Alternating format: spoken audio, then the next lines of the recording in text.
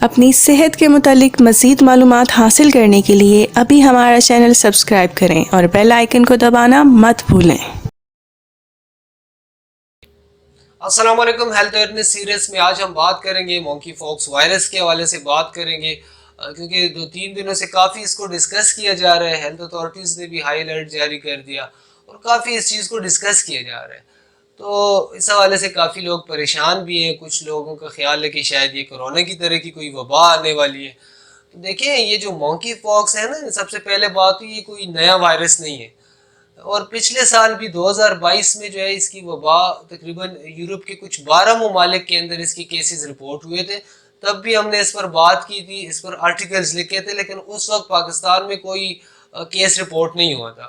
اور اس کے علاوہ بھی یہ نہیں کہ یہ جو وائرس ہے یہ تقریباً 1958 میں ایک بندر میں رپورٹ ہوا تھا، تبھی سے اس کا نام مونکی پاکس رکھ دیا گیا تھا۔ 1970 میں یہ پہلا کیس جو انسانوں میں رپورٹ ہوا تھا، اور اس کے بعد سے یہ افریقہ کے جو ممالک ہیں وہاں پہ یعنی کہ اس کے کیسز پائے جاتے ہیں عام طور پر۔ 2022 میں پہلی مرتبہ ایسا ہوا ہے کہ افریقہ سے نکل کے دوسرے ممالک میں پھیل گیا تھا۔ اس وقت پاکستان میں اس کے کیسز نہیں تھے۔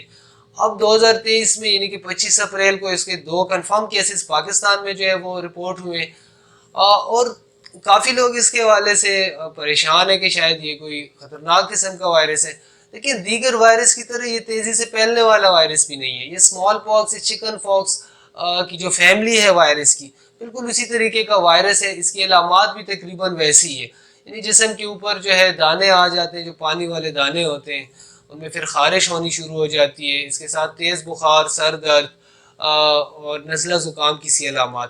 اب یہ علامات چکن پاکس، اسمال پاکس میں بھی ہے، لیکن مونکی پاکس کے اندر یہ کہ ساتھ میں لمف نوڈز بھی سویل ہو جاتے ہیں۔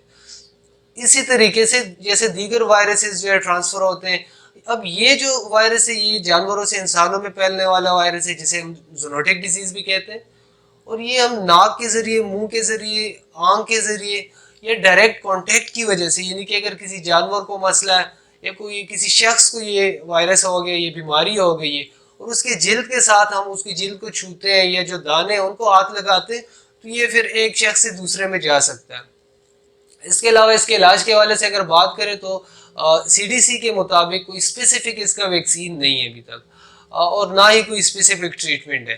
جو اینٹی وائرل میڈیسن ہوتی ہیں وہ اس کے علاج کے لیے استعمال کی جاتی ہیں، اور 7 سے 14 دنوں کے اندر جیسے چکن پاکس، اسمال پاکس ٹھیک ہوتا ہے، بالکل اسی طریقے سے یہ بھی ٹھیک ہو جاتا ہے۔ بہت شکریہ۔